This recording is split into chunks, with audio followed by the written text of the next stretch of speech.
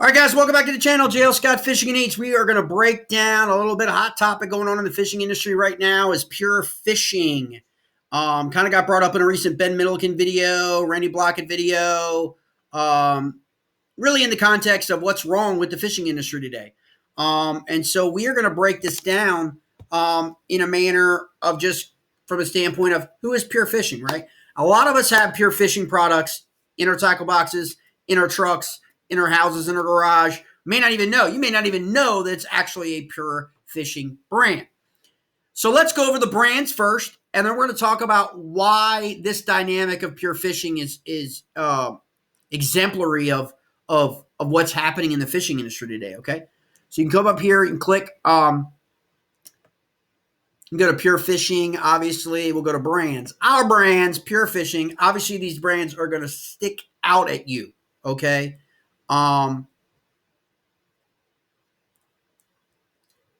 Because you are going to be very, very familiar with them. Okay? Penn, obviously. Abu Garcia. Again, think in the perspective of Bassmaster, Bass Elite Series, Bass Opens, Major League Fishing. Think in terms of the top sponsors you're the most familiar with, either on the internet for those organizations or the anglers. Okay? Abu Garcia, Berkley,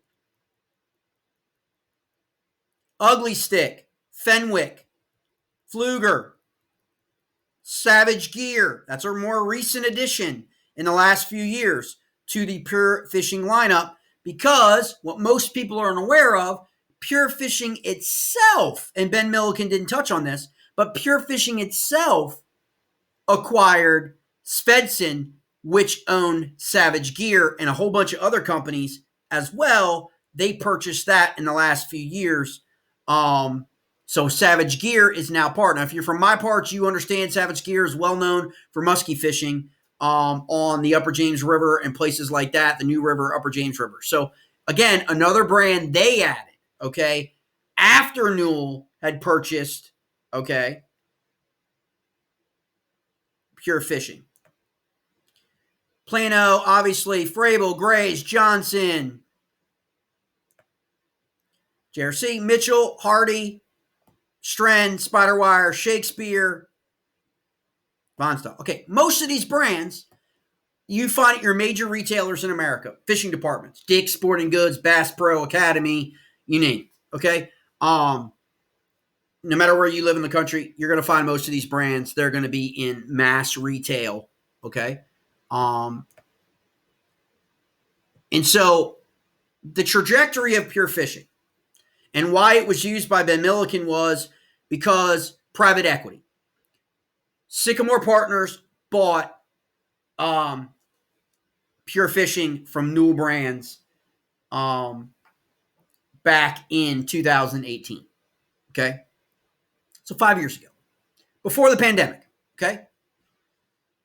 Newell purchased Pure Fishing from Jarden in 2016. Newell Brands. Newell, for those of you who are unfamiliar with Newell Brands, you may not be familiar with Newell, but you're going to be familiar with their brands. Rubbermaid, for one.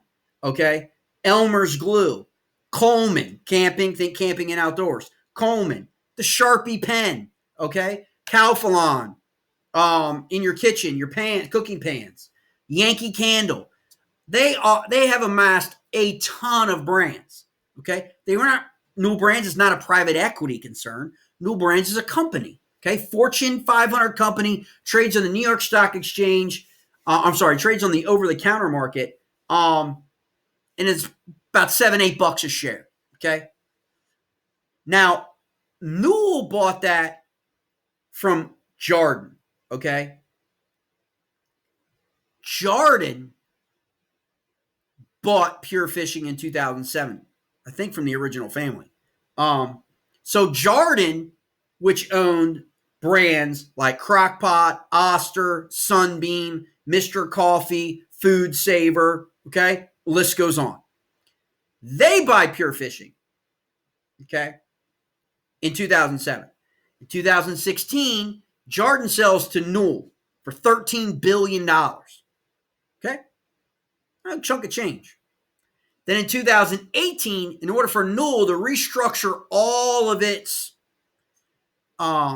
entities and for debt servicing, for 1.3-ish billion, it sold Pure Fishing, relative bargain, to Sycamore Partners, which is a private equity, as Ben Milliken alluded to, concern. And they took that money to stabilize their core business, okay?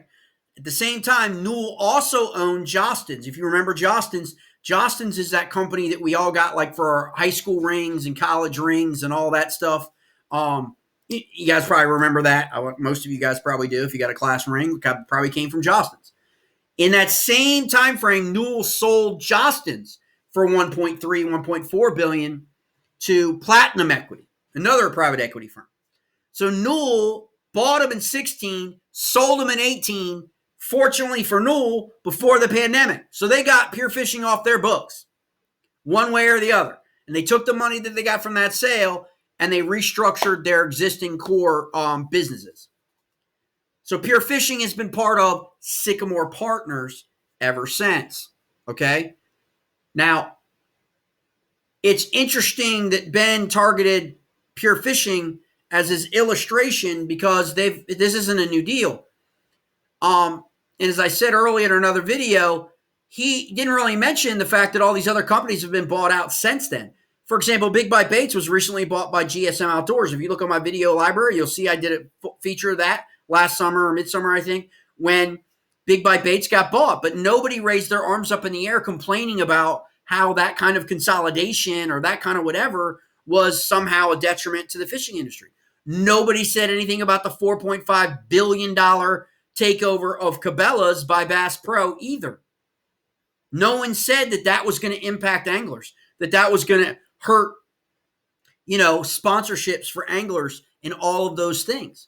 So these are all things that everybody needs to think about, because these things don't happen in a vacuum or in a bubble. Okay. These deals are happening virtually every year since 2008, since the big financial crisis of 2008. Okay. And now we're about to have another one in 2024. And so I don't know what lies ahead for Pure Fishing and their brands. They've got quality brands, solid brands, and their sponsorship dollars may be less. And they may even be lesser next year for these trails. And as I said in the video, in the long form, is people need to brace for the fact this is why MLF is consolidating and reducing in 2025 from 80 anglers to 50. Okay. And I've said this before. Everyone jumped on how bad Boyd Duckett was and how bad it was for MLF to do that and how dare they.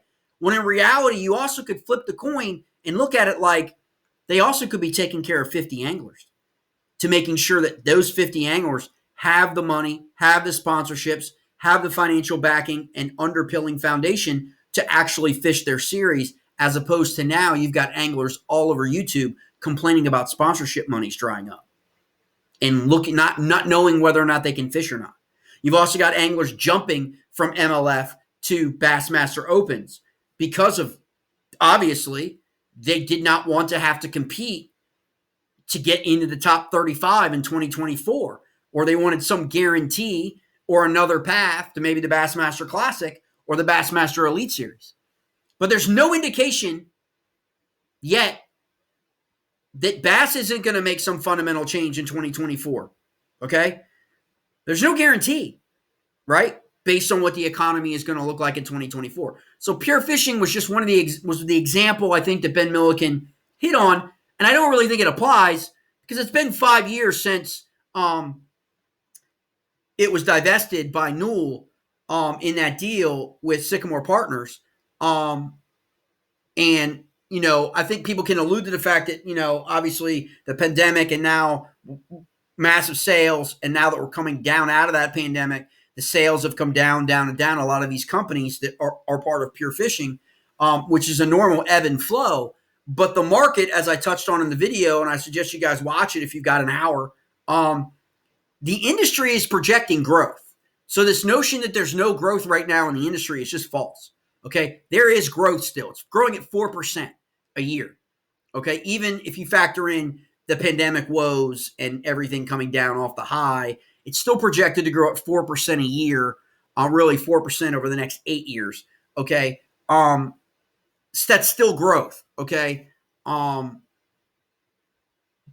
just understand, Sycamore Partners, it's not like they just came out of nowhere and took over Pure Fishing. I mean, they've got Talbot's, Belk, Coldwater Creek, Hot Topic, Staples. I mean, The Limited. I mean, they've got retail brands that they own now. Most of us are familiar with. And so now, don't be surprised if Sycamore Partners doesn't take out a retailer in the next year or two around the country that's a sports. Remember, a lot of people on the street did not want Bass Pro to be able to buy Cabela's, okay? And then Bass Pro targeted Sportsman's Warehouse. And then the SEC stepped in and said, no, you can't buy that. Why do you think the SEC stepped in? Because other companies, other private equity, and other companies raised the alarm like, look, you can't allow them to do that. That's an antitrust violation. They'll have a monopoly on the retail market of fishing products, which is growing. So the SEC said, no, Bass Pro, you can't do that. So there's a lot of nuances, a lot of different perspectives in this that you want to take the time and you want to dive, and kind of just think about, especially if you're an angler. You're not going to find very many anglers out talking about these brands because that's, they don't want to bite the hand that feeds them. They know where their bread's buttered, okay? Especially if you're a young guy. You're going to stay out of it. The Ben Milliken, he can jump right in. Randy Blockett, they can jump right in because they're their own men. They're own self-made. They've got their, they're not looking for sponsorships. They're not out there having a kowtow, work at expos, go on the road, do commercials, do all this stuff, do social media all the time for 6, 8, 9, 10 different sponsors. They don't really have to do that. Okay, those days, well, for Ben, they never were here. But for Randy, those things are long and gone. He's not really competitive fishing anymore. So again, you got to understand, not everybody's in the same place in the industry. So that's just a real recap earlier of Pure Fishing. Again, you can check their brands out. We all love their brands. Again, this is not a criticism of Pure Fishing. It's a criticism of Pure Fishing being brought into something as an example, which I don't really think it applies. Given the ebb and flow of the business model, I understand the angler angst because of payouts going down or entry fees going up and sponsorship money being harder to get. And that's the prism that they're looking at. But that's not the fishing industry. That's the tournament angling community. That is not the fishing industry. And too many times there's too many people that kind of conflate the two, and you shouldn't. All right, mates.